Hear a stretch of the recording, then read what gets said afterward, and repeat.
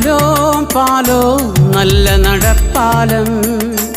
അപ്പൻ്റെ കയ്യും പിടിച്ച് നടക്കണ നേരം ആയോരു പാലത്തിൻ്റെ തുണി നിന്നും പൊന്നോ എന്നൊരു വിളിയും കേട്ട് പൊന്നോ എന്നൊരു വിളിയും കേട്ട് എന്താണപ്പാ ഒരു വിളിയും കേട്ട്